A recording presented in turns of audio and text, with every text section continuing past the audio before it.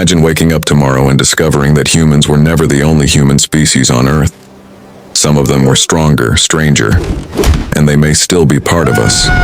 For most of human history, Homo sapiens were not the only humans walking around. In fact, our family was surprisingly crowded. The story of human evolution was not a straight line from primitive caveman to modern genius. It was more like a chaotic family tree. Long before modern humans spread across the planet, Homo erectus had already begun one of the greatest journeys in human history. They traveled across enormous distances without cars, roads, maps, or even shoes that deserved to be called shoes. But Homo erectus was not just wandering around randomly.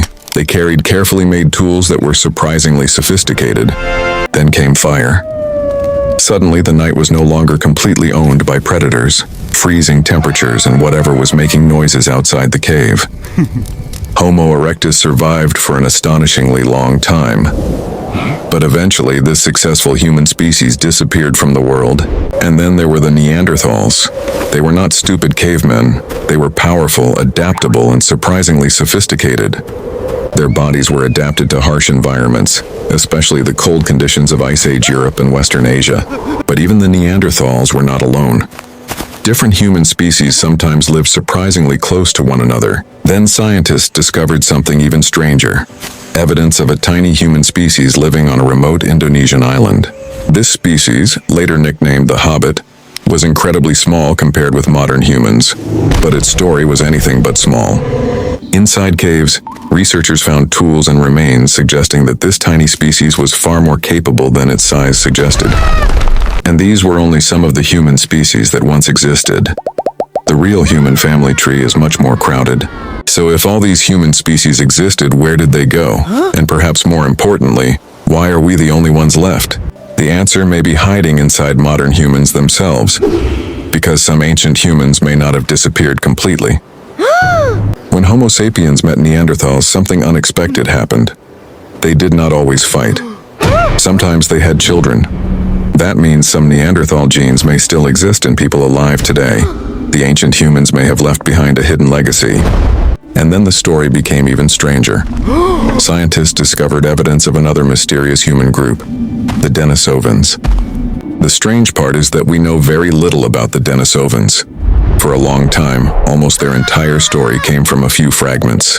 Yet those tiny clues revealed something incredible. The human family had branches we never even knew existed. For a time, the planet may have been home to several different kinds of humans at once. But eventually, one by one, these other human species began to vanish. The biggest mystery is why. Maybe climate change played a role. Ice ages transformed landscapes, destroyed habitats, and forced humans to constantly adapt. Maybe different human species competed for food, territory, and survival, and one species may simply have had an advantage. But there is a problem with simple explanations. Human history is rarely simple, and the evidence keeps becoming more complicated. The problem is that the evidence is incomplete. Thousands of years can erase almost everything except a few stubborn clues.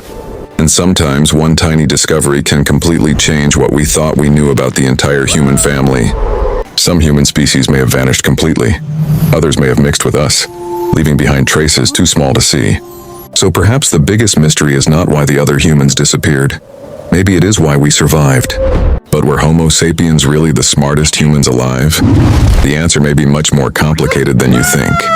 Neanderthals had large brains, powerful bodies, and the ability to survive environments that would make most modern humans quit instantly. They hunted, used tools, controlled fire, and may have cared for injured members of their group. This suggests they were not simply surviving alone. They were social, cooperative, and capable of caring for one another. And that makes their disappearance even more mysterious. If they were so capable, why did Neanderthals eventually vanish? The climate may have changed again and again, turning familiar hunting grounds into places where survival became much harder. But there was another factor. Around the same time, Homo sapiens began entering the same regions. For thousands of years, different human species may have shared the same world, competing, cooperating, and sometimes meeting face to face. One possible advantage may have been numbers. A larger network could mean more knowledge, more help, and more opportunities to survive. When more people connect, useful ideas can spread faster. A better tool discovered in one place can eventually help people hundreds of miles away. Still, numbers alone cannot explain everything, because Neanderthals were also intelligent, social, and extremely good at surviving. Maybe survival was not about being the strongest or smartest. Maybe sometimes history simply rewards the species that gets lucky. The world was changing quickly, and every human species faced a different combination of danger, opportunity, and chance. One thing Homo sapiens did exceptionally well was move. When conditions became difficult, groups could keep spreading into new places. Yet the most important advantage may not have been a stronger body, a sharper weapon, or even a bigger brain. Maybe our greatest advantage was something you cannot see, the ability to share an idea with another human. One person discovers something useful, another person improves it, then an entire group remembers it. And when that person died, the idea did not have to die with them. Knowledge could continue moving through the group. Language may have made this even more powerful. Humans could share warnings, plans, memories, and things that had never happened yet. Humans could prepare for a danger that was not there yet. That ability is incredibly powerful. A single human can be dangerous, but a group of humans working together can completely change the odds. But cooperation requires something strange: trust. Humans had to believe that others would help instead of simply taking everything for themselves. Of course, trust could also fail. And when cooperation collapsed, survival could become much more difficult. Maybe the real human superpower was not individual strength. Maybe it was the ability to create cooperation between strangers. But this still does not mean other human species were incapable of cooperation. Neanderthals clearly lived in social groups too. The difference may not have been one single advantage. It may have been a combination of many small advantages working together. A slightly larger group, a slightly better tool, a little more cooperation. Over thousands of years, small differences can become enormous. Yet becoming the last human species may not have been a simple victory. Every advantage came with consequences. Eventually, the other human species disappeared from the world, and Homo sapiens became the last humans standing. Or did they? Because some ancient humans may have disappeared as separate species, while leaving small pieces of themselves behind. The biggest clue was not found in a cave, it was found inside the bodies of humans living today. Modern humans carry genetic traces from ancient human relatives who disappeared thousands of years ago. So perhaps the story is not that they completely vanished.